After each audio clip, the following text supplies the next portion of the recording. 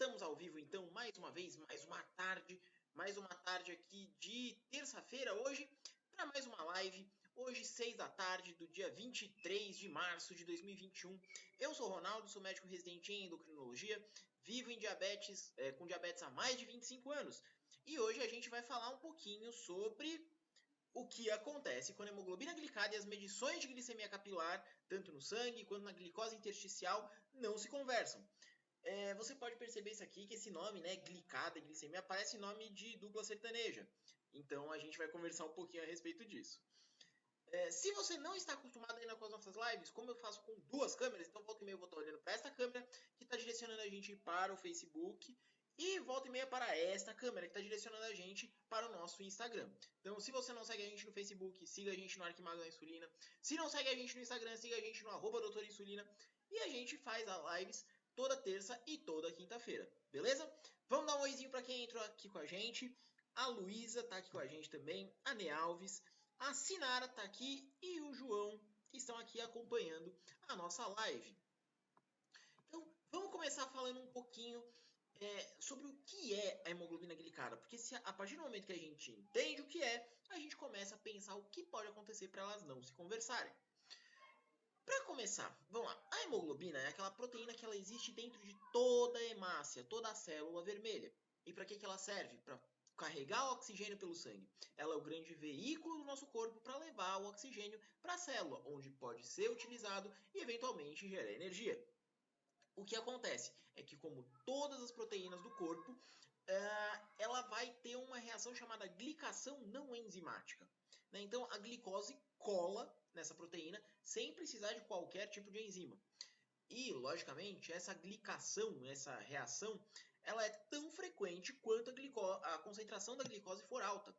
Aí já dá para você imaginar, né? A concentração da hemoglobina glicada, então aquela porcentagem que a gente vê, vai dar uma relação de quão alta estava a glicose no sangue naquele período. E a gente consegue encontrar isso por meio de uma relação matemática, né? A gente levou aquele monte de números para um mágico, quer dizer, para um estatístico, e esse estatístico conseguiu estabelecer essa relação entre o valor de um e o valor de outro. Essa média vai corresponder por quanto tempo? A gente sabe que a hemoglobina glicada, ela dura 3 meses. E por que dura 3 meses? Justamente porque a hemácia dura por volta de 3 meses no organismo. Depois disso, ela é destruída no baço e tudo mais, sendo reciclada. Então, 50% do valor da hemoglobina glicada equivale à média da glicemia e da glicose no último mês. 25% ali nos 2 meses anteriores e 3%, e mais 25% nos 3 meses anteriores.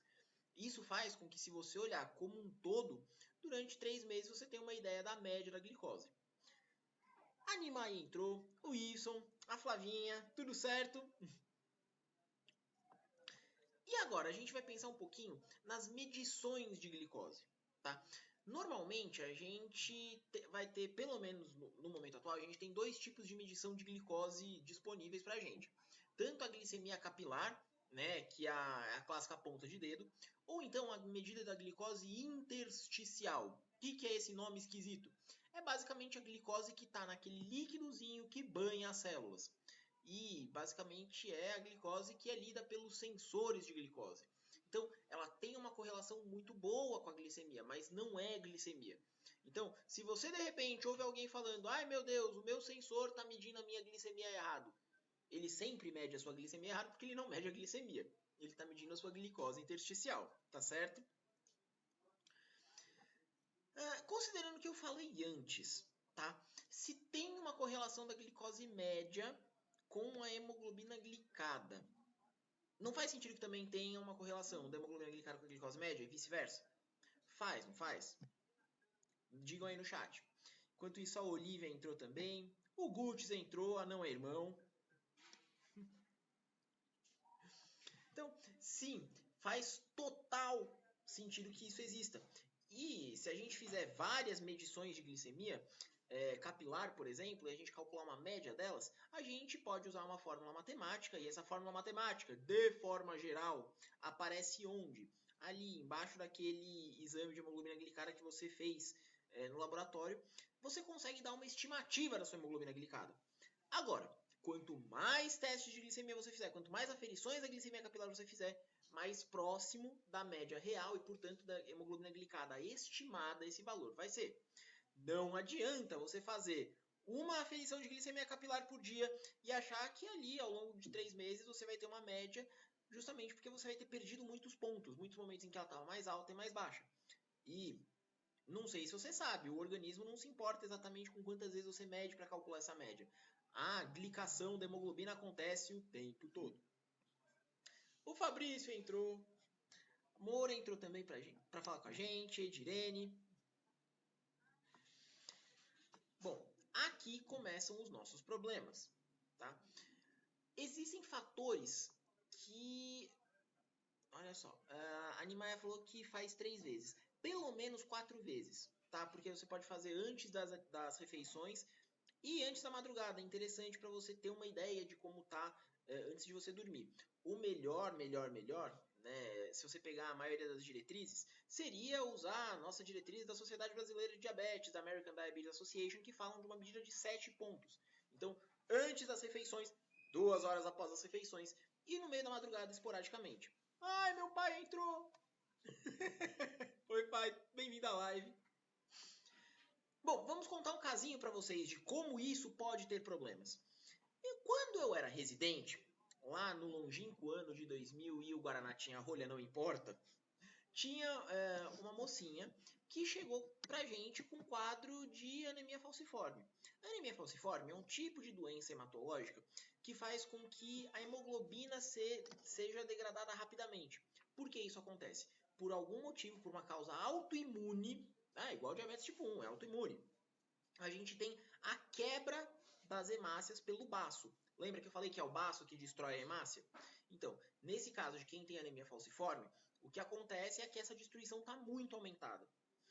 E aí ela, né, tinha diabetes tipo 2 e o tratamento para anemia falciforme é corticoide. Ah, mas corticoide é um veneno para quem tem diabetes. Gente, corticoide faz muito bem, só que tem que ser bem empregado. Você não vai dar corticoide para qualquer coisa, entendeu? Então, é o tratamento correto para anemia falciforme. Só que a dose para ela era uma dose muito alta. É uma dose de 1 mg por quilo. E ela estava um pouquinho acima do peso. A gente estava dando 100 mg de prednisona por dia. Né? Para a maioria das dores de garganta, você deve receber aí coisa de 2 comprimidinhos de 20. Olhe lá. E aí o que aconteceu? Descompensou diabetes. Lógico, eu estou dando uma quantidade gigantesca de corticoide. Como que não vai descompensar? Lógico que descompensou. E ninguém sabia manejar a glicemia da coitada da moça. O que a gente fez? Bom, primeiro chama endócrino, né? Num hospital escola tem sempre um serviço de residência, sempre tem um chefe que vai dar a conduta. Ele fala, chama endócrino. Eu olhei, eu falei, eu não sei se precisaria nesse caso, porque a gente sabe o que está acontecendo. A endócrino veio, logicamente, ajustou a insulina, tudo mais, e pediu uma hemoglobina glicada. Respondam aí no chat, pessoal, enquanto eu dou oi pro pessoal que entrou depois. Quanto vocês acham que estava a hemoglobina glicada da Sueli? Lembra, ela está em uso de corticoide, dose bastante alta, as glicemias estão muito altas e ninguém está conseguindo compensar. Manda aí. O Bri Gonçalves entrou também. Oi, Nicole, tudo bem? Nossa enfermeira educadora da Roche. A Nairica Silva Rocha entrou também para dar um oi pra gente. A Rebeca Dantas entrou para falar com a gente também. Vamos ver o que mais. 15 é a opção da Nimaya. Será que é a 15? Quem dá mais, quem dá menos?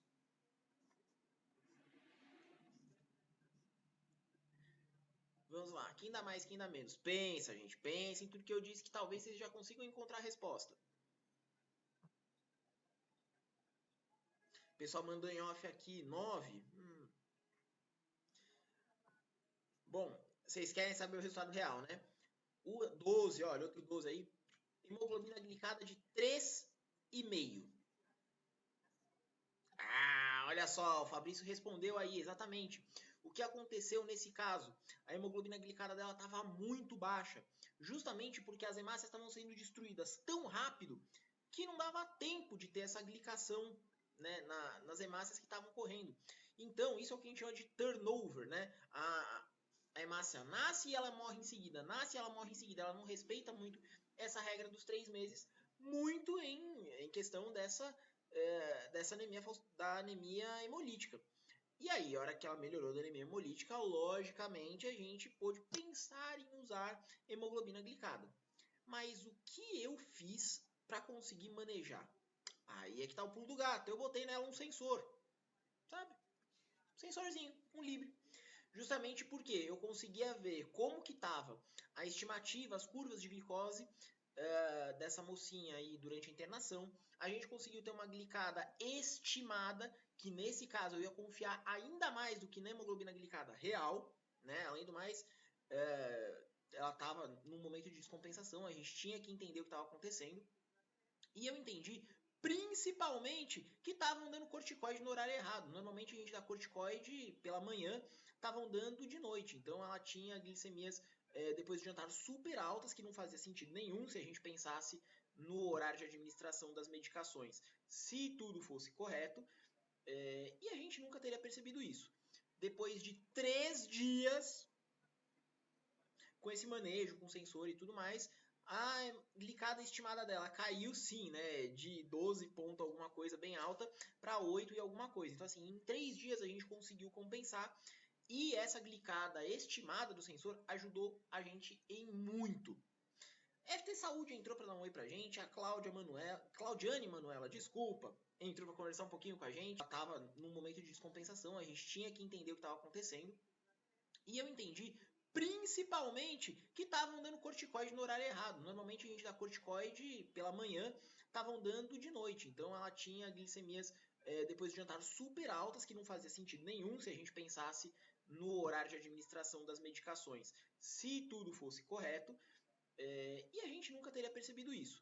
Depois de 3 dias com esse manejo, com sensor e tudo mais, a glicada estimada dela caiu sim, né, de 12 ponto alguma coisa bem alta para 8 e alguma coisa. Então assim, em 3 dias a gente conseguiu compensar e essa glicada estimada do sensor ajudou a gente em muito.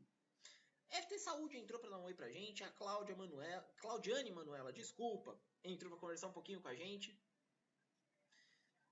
Beleza, pessoal. O que essa história diz pra gente? Que nem sempre esses valores, hemoglobina glicada e tudo mais, são muito confiáveis e essa desconfiança tem um motivo. Existem alguns valores que falsamente vão aumentar ou diminuir o valor da hemoglobina glicada. Então, coisas que eventualmente diminuem esse valor. A anemia hemolítica, por exemplo, da nossa história. Doença renal crônica, né, que pode prejudicar a formação da hemácia. Hemodiálise, porque muitas vezes a gente tem quebra das hemácias durante o processo de hemodiálise. Gestação tem o que a gente chama de hemodiluição fisiológica da gestação, então pode influenciar também. Coisas que aumentam essa hemoglobina glicada e, na verdade, não teve nenhuma descompensação da glicemia.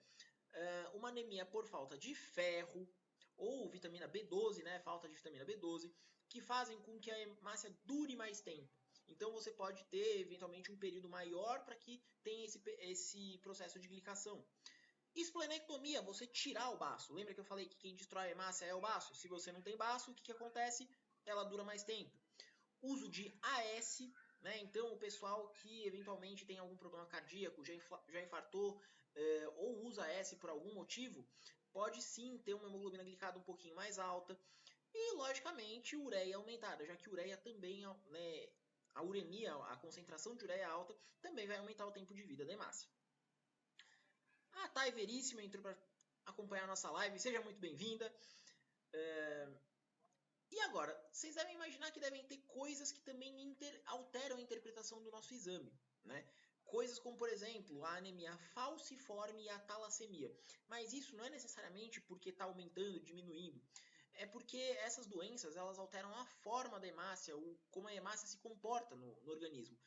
Ou seja, pode ser que durante uma crise de anemia falciforme tenha o que a gente chama de crise vasoclusiva e tenha uma queda da hemácia.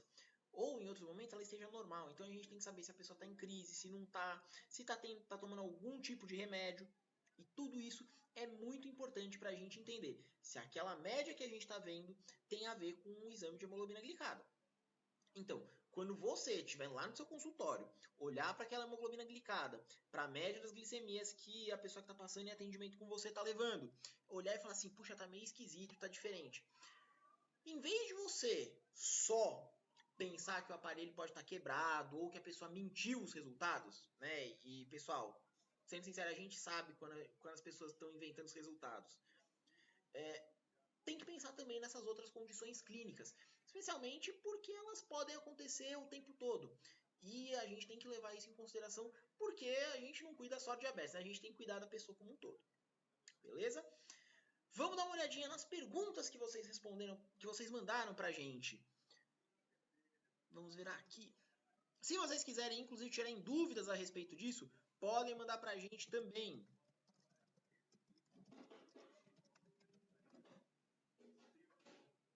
Vamos virar aqui no nosso chat. Qual dica você daria para quem está desmotivado a cuidar de diabetes nesse período de pandemia? Tá.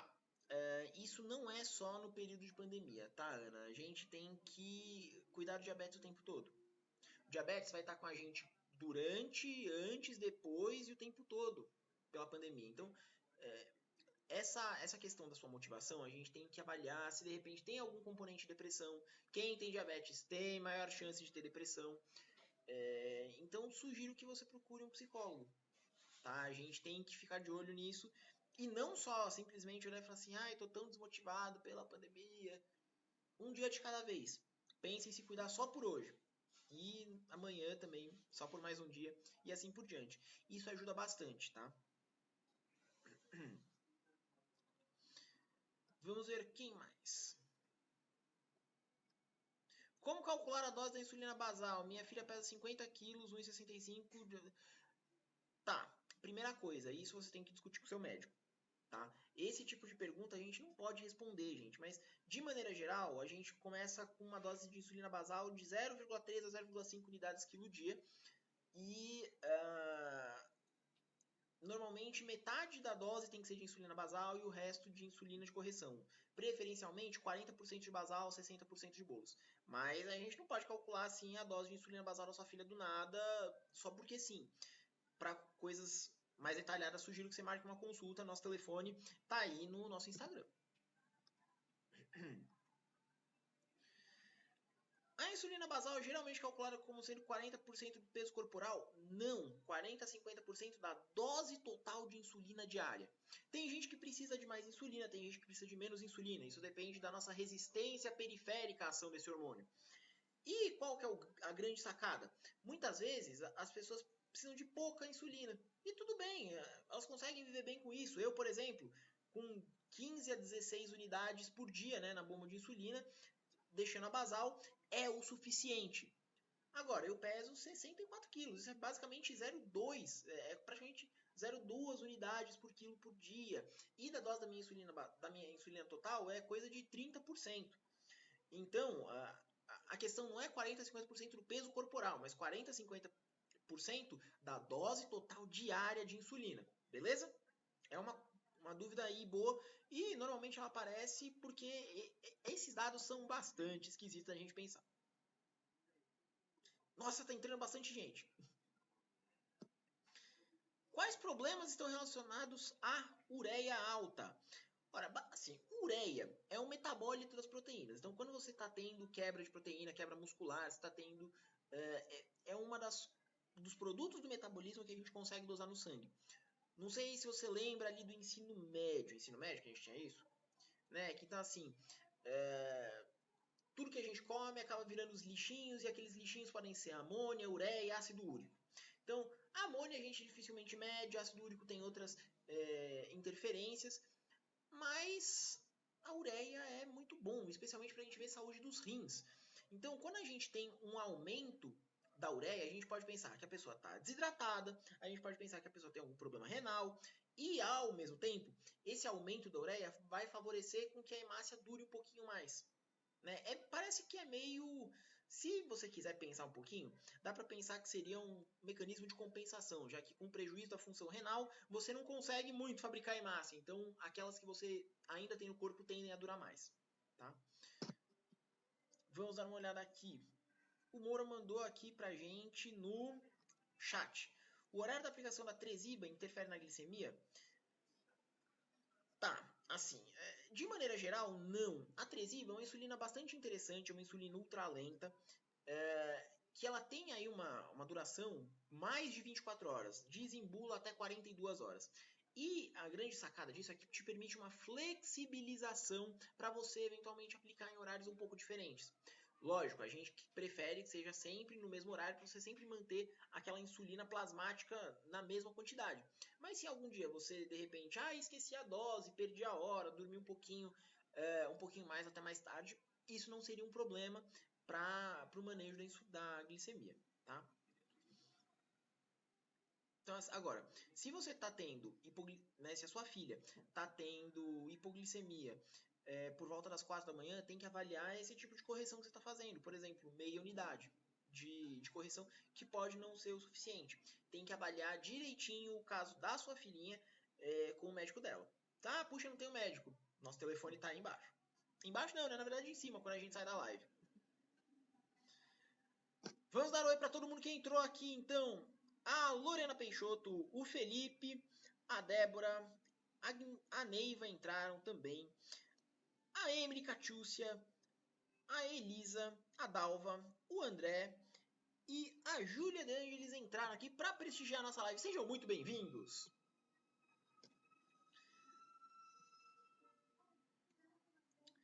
Tenho DM Lar, estou com peptídeo C em 1.2. Preciso de insulina? Faço low carb. Discuta isso com seu médico. Tá? Qual que é a grande sacada?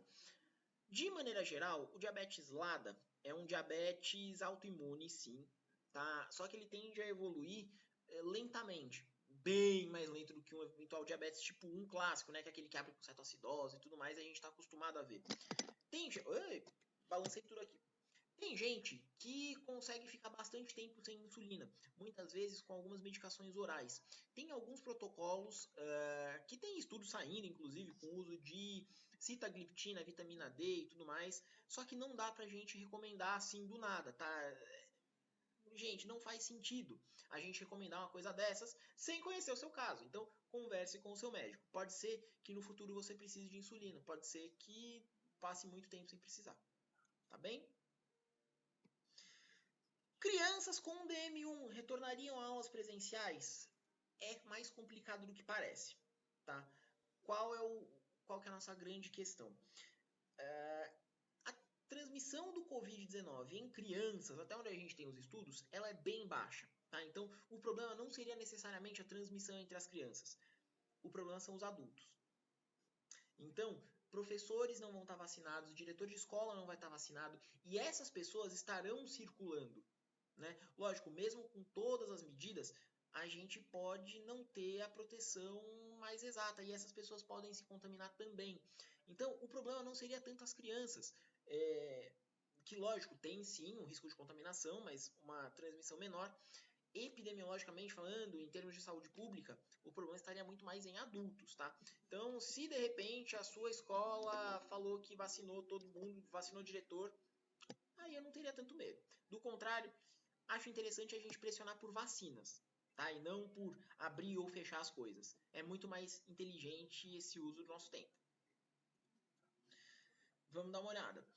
T3 e T4 influenciam na glicose, Dalma? Sim, influencia. O perfil tireoidiano, a tireoide é meio como se fosse o nosso motorzinho de carro. Se de repente ela está aumentada, né? O nosso T4 livre, por exemplo, está aumentado, a gente está numa questão de tireotoxicose, que acontece no hipertireoidismo, se de repente a sua dose de Puran T4 está errada, por N motivos, você pode ter sim um maior turnover de massa e pode sim diminuir a hemoglobina glicada falsamente. E hipotireoidismo, entre outras coisas, também pode aumentar a resistência insulínica, então pode inclusive descompensar o diabetes. Vamos ver, vocês estão mandando muitas perguntas hoje. Tô gostando. Por quantos dias eu devo medir a glicemia para ter um resultado significativo para levar na consulta? Pelo menos 7, porque assim a gente tem uma visão de como é a sua semana. A gente sabe que durante a semana o pessoal não faz tudo muito igualzinho. E sim, eu sei que a galera mete o pé na jaca no fim de semana. Então, ter aí uma medida, uma medição do sábado, do domingo, ter a medição dentro da rotina normal, de segunda a sexta, é bastante interessante. Normalmente, o pessoal que compra fitinha, a gente sabe que isso é um insumo caro e que não tem como medir todos os dias, todas as vezes que a gente diz. A ideia é você medir aí as 7 vezes, né, antes e depois das refeições e eventualmente na madrugada, pelo menos 7 dias antes da consulta, porque assim a gente chega com tudo direitinho.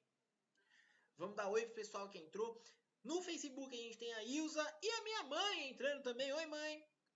Beijo pra minha mãe que vai ser vacinada no sábado. Vacine-se.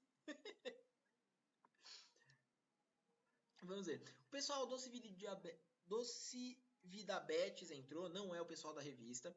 O Bernardo acabou de entrar para prestigiar a nossa live.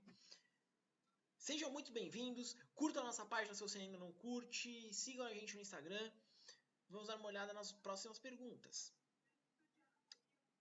Quem não consegue fazer o controle glicêmico no decorrer do dia é a boa opção da bomba? Venhamos e convenhamos. Se você não consegue dirigir um Fusquinha, por que você vai pegar uma Ferrari para dirigir?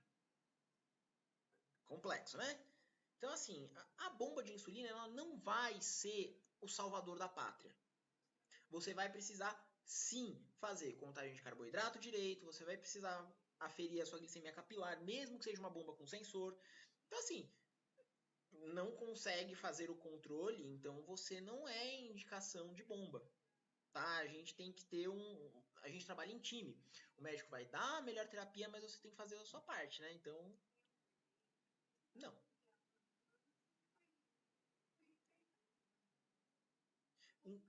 Eu selecionei essa pergunta só para ver o controle melhor. Gente, aferições de glicemia, medidas de glicada, essas coisas a gente não pode falar que tá boa, que tá ruim, que tá melhor, pior. Tá dentro da meta ou fora da meta. Porque muitas vezes a pessoa faz tudo que o médico passou e ainda assim dá errado. A culpa é dela? Para você falar que o manejo dela tá ruim? Não, era terapia, então a gente tem que rever isso. Então, tenta evitar esse uso de termos. Então, controle não, manejo, né? Melhor dentro da meta, fora da meta. Isso é muito mais legal. E para quem tá ouvindo, faz diferença sim. Vamos lá, mais perguntas. Oi, potássio. Meu Deus. Após hipoglicemia grave com convulsão, é indicado potássio após hipoglicemia em ambiente intra-hospitalar? Oi? Tá, assim. Vamos conceituar a hipoglicemia grave, tá? Antigamente chamada de hipoglicemia severa, que é uma tradução meio torta do inglês. Hipoglicemia grave é, por conceito, aquela que você precisa da ajuda de alguém para resolver. Não tem nada a ver com o número. Marcaram isso aí? Hipoglicemia grave não tem nada a ver com o número. É você precisar de ajuda ou não. Então, é aquela hipoglicemia que eventualmente você acorda no meio da madrugada, você não tem a menor ideia de onde você tá, que você só consegue acordar sua mãe e falar assim: mãe, traz açúcar. E ela te traz açúcar, você come melhor. Esta é uma hipoglicemia grave por conceito, tá?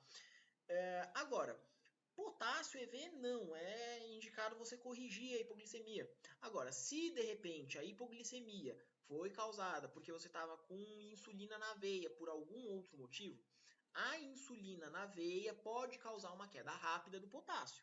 E aí, não necessariamente a gente precisa repor. Muitas vezes, essa queda é transitória e ela acaba voltando ao normal. A Vera entrou para falar com a gente, o Rizomar, a Luísa Mota que mandou uma pergunta pra gente, o Ricardo Vitor entrou para conversar com a gente também. Vamos ver a pergunta da Luísa. Insulina em uso deve ou não ficar fora da geladeira? Depende. Se eu falar que não e você morar em Manaus, que faz 40 graus na sombra, né? Ou no Rio de Janeiro, que chega a 42 graus, tem um alto risco da insulina estragar. Então, o que a gente fala? Você pode manter a insulina fora da geladeira se ela estiver em uso? Sim, tá? Justamente porque dá para você deixar num lugar fresco, seco. Agora, se tiver muito calor, muita variação de temperatura onde você guarda a sua insulina, aí não, né? Melhor não deixar, porque senão a insulina corre o risco de estragar. É preferível, então, você deixar a insulina na geladeira, né? Ali na gavetinha, em cima, naquela parte em cima da gaveta de legumes, onde tende a ter uma temperatura mais constante, para que ela tenha uma conservação melhor e você evite perder a insulina. Afinal, a insulina é o 6º líquido mais caro do planeta. A gente não quer perder aí de besta. Vamos ver, temos mais duas perguntas aqui em relação à nossa live de hoje. Tudo bem, se transfusões e sangramentos alteram a hemoglobina glicada? Sim! O sangramento, né, quando a pessoa está sangrando, imagina que de repente a pessoa tinha uma hemoglobina glicada dentro da meta de 7%, ela sofreu um acidente e teve um sangramento, tá? Essa perda de sangue, normalmente o corpo consegue repor rapidinho a água, ou você recebe soro e tudo mais, mas a hemoglobina glicada vai cair, justamente porque você perdeu as hemácias que tinham a glicose colada nelas. Então tende a cair. E as transfusões é um pouquinho diferente, porque vai refletir muito a hemoglobina glicada da pessoa que doou. E olha que legal. Se a pessoa que doou não tinha diabetes, normalmente a hemoglobina glicada tende a cair. Se tinha diabetes e estava fora da meta, e sim, pessoas com diabetes tipo 2, sem uso de insulina, né, porque não usa agulha, podem doar sangue, desde que não tenham complicações, alguns outros fatores, pode ser que a hemoglobina glicada, inclusive, aumente. Interessante, né? E a nossa outra pergunta da live, só para a gente não se perder, já que a gente está chegando no nosso horário, existem outras medições quando a hemoglobina glicada não for suficiente? Existem. A gente pode usar a frutosamina. O que é a frutosamina? Lembra que eu falei que todas as proteínas do corpo ganham essa colinha na glicose? Então, se a gente pegar a albumina, as globulinas e imunoglobulinas que estão circulando no plasma, elas podem ter essa colinha. E a meia-vida delas é de aproximadamente 1 mês. Então, sim, acaba sendo uma medida bastante útil quando a gente não pode, por algum motivo, usar hemoglobina glicada, né? Nesses casos em que a gente teria uma mudança muito drástica e o valor dela não seria confiável, tá? Vamos ver aqui as nossas últimas perguntinhas do dia. O Rizomar. Dúvida sobre a validade da insulina. Ela vale por 28 ou 30 dias. Depois de aberta, a maioria das insulinas tem validade de 4 semanas, o que dura 28 dias. Agora, a insulina Degludeca, né, que é vendida aí com o nome fantasia de Tresiba, ela dura um pouquinho mais conforme está escrito na bula.